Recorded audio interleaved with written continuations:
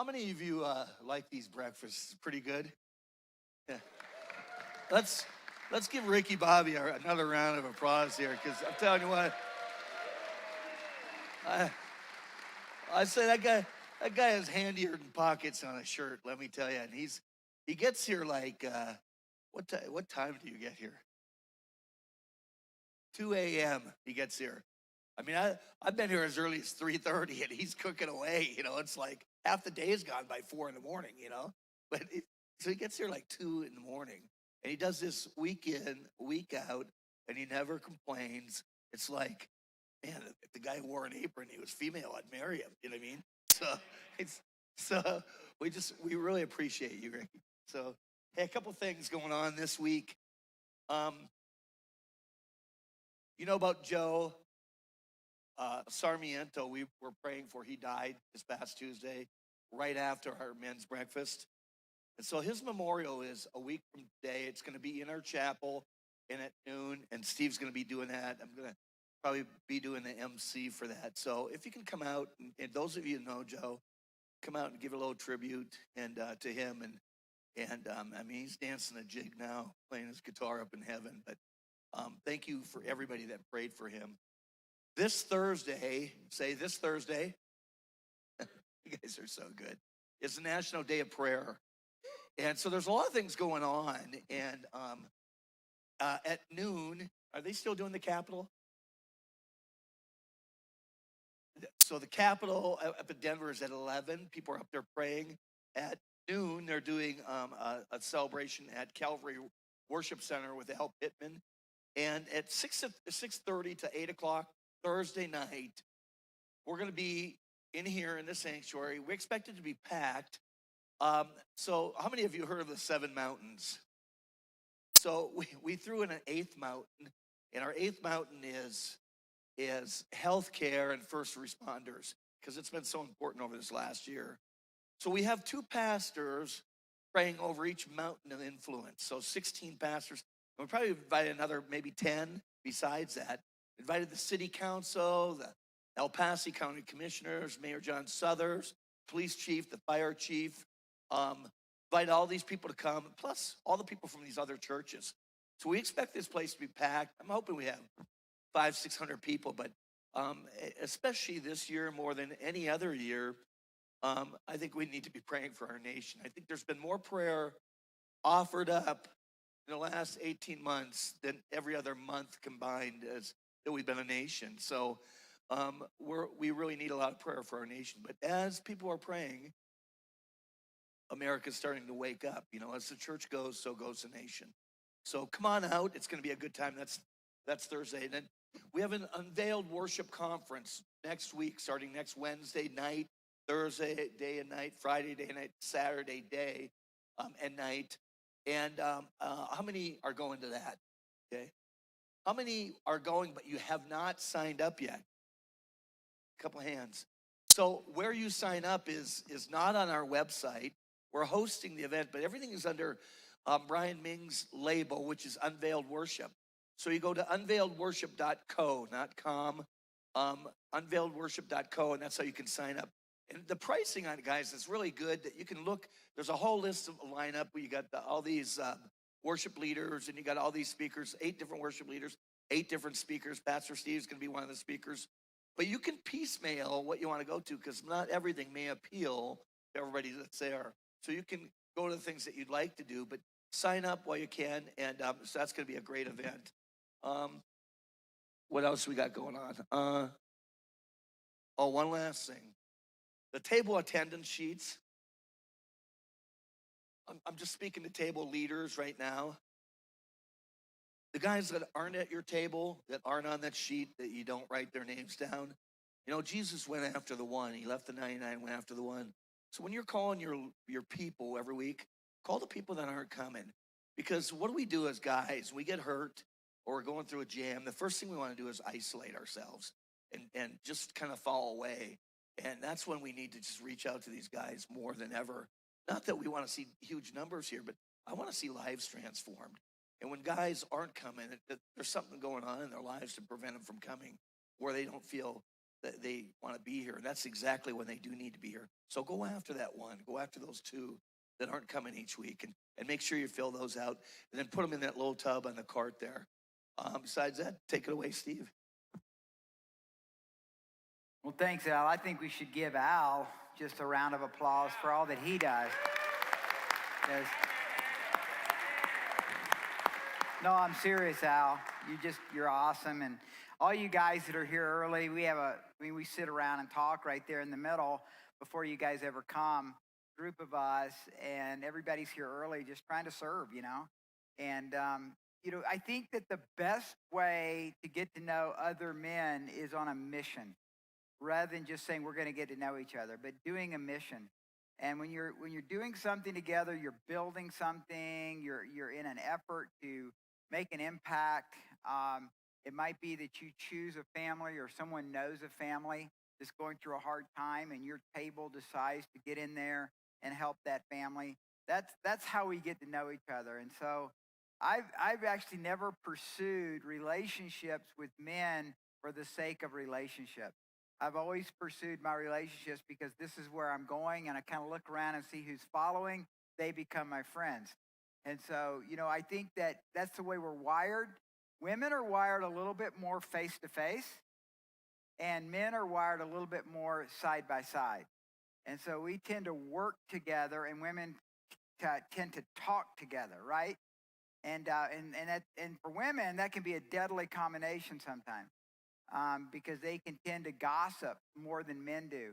But our problem is our side-to-sideness is too far apart all the time. So ours is exactly what Al said, is isolation. So when you have guys that are not coming to your table and they used to come, it behooves you as a leader, but also others at the table, give that guy a call and find out what's happening in his life.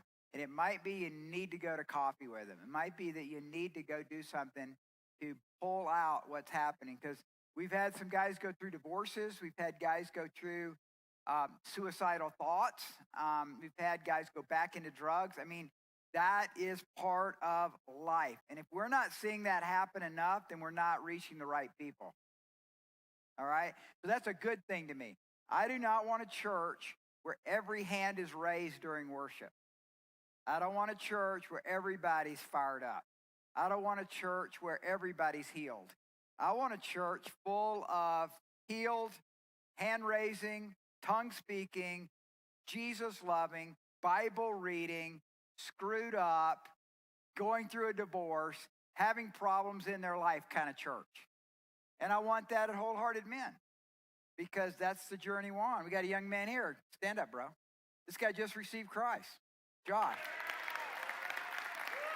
And we're excited for you, bro. Okay. Well, we're talking about being a worshiper warrior. We're talking about a worshiper warrior code. And here's the thing. Write this down. Don't miss this. The battle is always for your imagination. The battle of your heart is for your imagination. And your imagination is what you can dream up. The imagination is what you can think.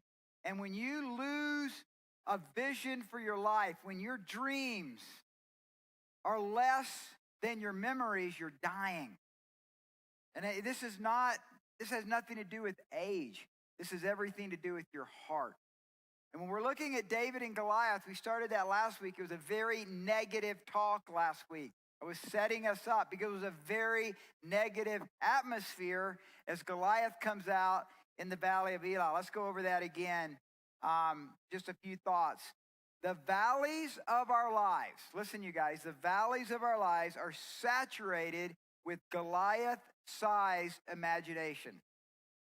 The valleys of our lives are saturated with Goliath-sized imagination. I talked about how Goliath basically rules the valley. He rules the valley of Elah when David isn't there yet. He's going to show up in the next verses as we come into that today. But Goliath rules the day. And we talked about last week 4 things. Number 1, there are satanic and demonic forces set up to destroy your life. If you don't know that, then may it be a wake-up call to all of us that satanic and demonic forces, it's not going to be Satan almost all the time. You're not big enough. I'm not forceful enough. I'm not anointed enough that Satan has too much interest in me or you. But he has minions. He has demons. And these demons, a third of the angels of heaven that rebelled against God, are all over the earth. They're in this room. Some of you are packing growlers right now. I mean, you came in here and you've got a few. You're addicted to stuff. You're an angry person. You're an unforgiving person. You're running from God, but you're here. We're glad. Come on. Bring your demons. We'll cast them out over time. All right, number 2, there's giants in the valley. There's giants in the valley. Every one of you have giants. You have issues. And I bet you, if we could take a survey and really be honest, there's about 4 or 5 that all of us have, that all of us struggle with the same stuff. Number 3, we're full of fears. We're full of fears. We fear other men. We fear being unsuccessful. We fear failure. We fear our wives. We fear our girlfriends. We cower under pressure. That's just the way the Adam nature is that we have fears. We talked about all this last week. Number 4, we're unprepared for the fight. Most of us are unprepared. The church does not prepare you in how to fight. The church prepares you in getting knowledge. Or if you go to more of a seeker church, it prepares you to feel good about yourself. You know, the seeker churches, the churches that are there, they're there for the unsaved and all that, those churches, most of the time, are all about making you feel comfortable and entertained. That's their goal. That's not the goal of this church, but that's the goal of many churches. So you have a motivational speaker / pastor. That's not going to prepare you for the valleys, man. That prepares you to feel good and be, man, it was a great message, and talk about it at lunch and then forget about it on Monday. That is not the kind of church that God's raising up. We think that the fight is through conventional warfare, and it's not. Your battle is not about living a moral life. Your battle is not being a good person. Listen, your battle is not being nice. The church is full of nice guys. And all of you kind of go, yeah, I don't want to be just a nice guy, yeah. But then when we get in your face, you wish we were a little nicer. When we say, get off your duff and get a job and start providing for your wife, and then you don't want to come back anymore. So we like it. So here's what I'm saying. We like the knowledge. We don't like the experience of it. But men, listen, Jesus wasn't nice all the time. And that actually the scriptures say that God is a man of war. So we're talking about war, but it's not conventional. So here's my thesis today as we talk about kind of part 2, the facing giants. And that is God's raising up a new breed of worshiper warrior. God is raising up a new breed of worshiper warrior. Now let's go back in time to 1 Samuel 17. So go back in time with me. Open your Bibles. 1 Samuel 17. All of you who have any kind of church background probably know the David and Goliath story. I think I'm going to share it from a little bit of a different perspective, because David is unknown. He's unknown. He's only known to his family. Maybe some people in the town of Bethlehem knew him, but he's the youngest of 8 sons, and so he's really a nobody. And God is raising up men like that. He's raising up men that are a new breed, that have some spiritual sinew to who they are. And so we read verses 1 through 11 last week, but let's look at verse 12. Now David was the son of that Ephrathite of Bethlehem, Judah, whose name was Jesse. And he had 8 sons. And the man was old, advanced in years, in the days of Saul. The 3 oldest sons of Jesse had gone to follow Saul to the battle.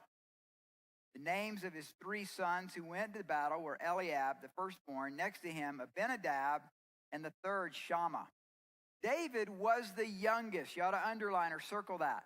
David was the youngest, and the 3 oldest followed Saul.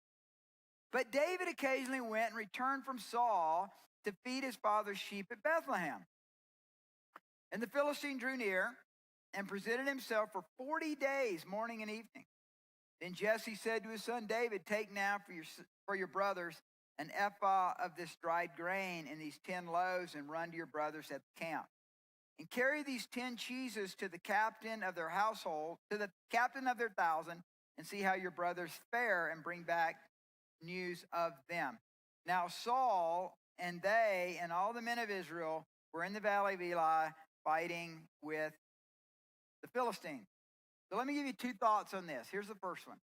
The new breed of worshiper warrior will not follow the crowd. The new breed of worshiper warrior will not follow the crowd. Guys, you've got to be willing, if you're going to face your fears, if you're going to break free into the life that God has for you, you can't follow the church crowd always. You can't follow the secular crowd always. In other words, there's a new breed. I really mean that. There's a new breed of warrior. And that is one who's got a relationship with God. That's really going to be more in the second point I'm going to bring out. But David isn't following Saul. His brothers are. Okay, that's really important. Because David's never been trained by Saul. David's never been trained in warfare by Saul. He's learned a different kind of warfare, and that warfare is not from Saul. Guys, there's leaders out there that are Saulish leaders. Saulish leaders are soulish leaders. They draw people to themselves for the sake of drawing people to themselves. We see it politically. We see it spiritually. We see it in all kinds of different, you might even be a book that you read or an author. This Saulish leadership. And what happens with that is you become like what you follow. You become like what you follow. And so the brothers of David follow Saul. You become like who you follow. And listen, write this down. You become like who you gaze upon. You become like who you follow, and you become like who you gaze upon. People are always going to let you down. People are always going to disappoint you. They just will. It doesn't mean we don't follow leaders. We do. But number 2, here's my second point, because this is really important. The new breed worshiper warrior comes from the mountain of worship. The new breed worshiper warrior comes from the mountain of worship. David came from the hills of Bethlehem. He came, now we live in Colorado, so I don't think we would consider Bethlehem mountains. They're just kind of rolling hills. But they were considered mountains at that time. Okay? I come from the southeast part of the country, and any hill that's over 2,000 feet above sea level is a mountain. Okay? So I live at 7,000 feet right here in Black Forest. But the reality is he came from the mountains of worship. And what I mean by that is, let me give you a definition of what I think worship. Worship is about who you're focused on. That's what worship is. Worship is who you focus on. So worship's not just singing songs. Worship is not just raising our hands or focusing when we come on Sunday morning. Worship is how you do your work. Worship is how you treat your wife. You're married. Worship is how you date.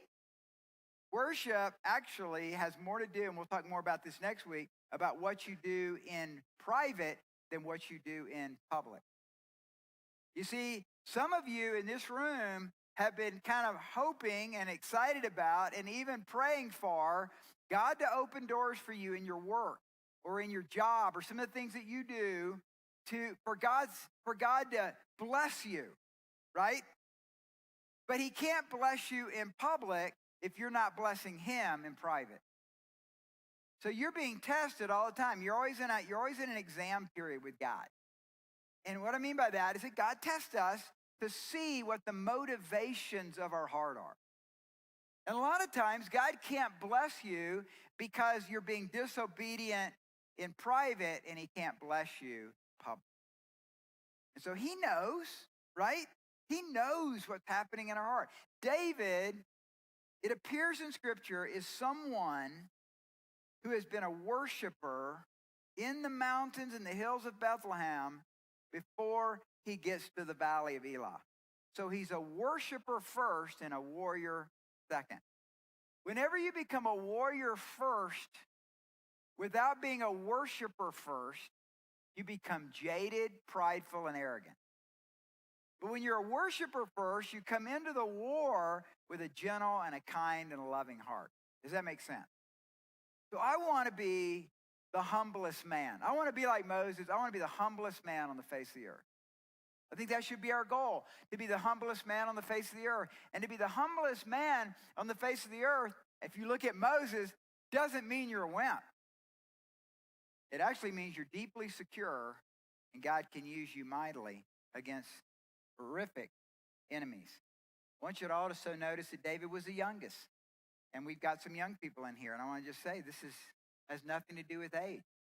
We believe David was 13 years old. We believe David was between 13 and 15, according to different commentaries. But some have said as young as 13 from very, very good commentator. And so a 13-year-old is going to come in to the valley of Elah and take on Goliath. Now look at verse 20. So David rose early in the morning, left the sheep with the keeper, and took the things that went as Jesse had commanded him. And he came to the camp as the army was going out to fight and shouting for the battle. For Israel and the Philistines had drawn up in battle array, army against army. By the way, I think two of the most hilarious verses in this passage is verses 19 and 20. And I wish I could break them down. I'm going to break them down at the worship conference. That they went out, and so Samuel wrote this. He wrote, they're fighting with the Philistines. They're fighting? Really? All they're doing is going out in the valley and shouting at the Philistines. That's what the church does. The church is always shouting. The church gets all fired up about every 4 years for political election. Church gets all fired up about this or that for a little while. You're not fighting until you engage the enemy. Just talking about it doesn't do anything. So they're just sitting out there, they're going out, they're screaming their heads off, and nothing's happening. Verse 21, for Israel and the Philistines had drawn up in battle array, army against army. David left his supplies in the hand of the supply keeper, ran to the army, and came and greeted his brothers. Then as he talked with them, there was this champion, the Philistine of Gath, Goliath by name, coming up from the armies of the Philistines. And he spoke according to the same words, so David heard them. And all the men of Israel, when they saw the man, fled from him and were dreadfully afraid. This is a Goliath-saturated imagination in the army of Israel. So the men of Israel said, have you seen this man who has come up? Surely he has come up to defy Israel. And it shall be that the man who kills him, the king, will enrich with great riches and will give him his daughter, give his father's house exemption from taxes in Israel. Verse 26. Then David spoke to the men who stood by him, saying, what shall be done for the man who kills this Philistine and takes away the reproach from Israel? For who is this uncircumcised Philistine that he should defy the armies of the living God? Okay, stop there. Number 3. The new breed worshiper warrior has a God-sized imagination through knowing God. A God-sized imagination through a relationship with God. So David comes from the mountain of worship, being a worshiper, knowing God, gazing upon God, probably late at night. We know this from the Psalms. You go through the Psalms, read some of the Psalms of David. Many of those were written before he was king, before he's a warrior, worshiping God. He has a God-sized imagination. He brings an imagination. He brings a faith into the valley of Elah that is saturated with a Goliath-sized imagination. And men, as worshiper and warriors, that's part of the deal. That's part of the calling on your life, is that you bring God into fear. You bring God from the mountain into the valley. And you're not saturated with valley talk. You're not saturated with valley thinking. You come with a miracle believing, faith saturated, God can do all things through me mentality into the valley. But you can't get it unless you're spending time with him. Unless you're spending time with him and gazing at him. Because if we're always looking this way, you're going to always have a Goliath-sized man. I mean, there's no way. There's just no way. But if we can take our gaze off this and make this our main gaze here, then God's preparing us for here. Does that make sense? So God is doing that in David. David comes in. He's got a totally different perspective. For him, he doesn't even care what Goliath is all about or what he looks like. What he cares about is what's Goliath saying. And he feels like it's an affront to his heart. So I want to challenge you, men, that God can make you a great worshiper and warrior if you'll spend time with him, you'll focus on him, and you'll let him give you a God-sized imagination. Daniel 11:32. Write down Daniel 11:32. Love this verse. The people who know their God shall be strong and carry out great exploits. Those who know their God shall be strong and carry out great exploits. 1 John 4. Write down 1 John 4:3 and 4. And this is the spirit of the Antichrist, which you have heard was coming and is now already in the world. So even in the time of Jesus, John is talking about a spirit of the Antichrist in the world. We see across the globe right now through globalists with big pharma, big tech, big gov, all the stuff that's happening around us. There is a spirit of the Antichrist trying to take over our nation. The spirit of the Antichrist, here's what he says: you are of God and have overcome that spirit. You can overcome that spirit because he who is in you is greater than he who is in the world. So that's a God-sized imagination. You have the Holy Spirit. You are more than a conqueror. So table discussion, 2 questions. How are you forging a God-sized imagination in your life? How are you forging a God-sized imagination in your life?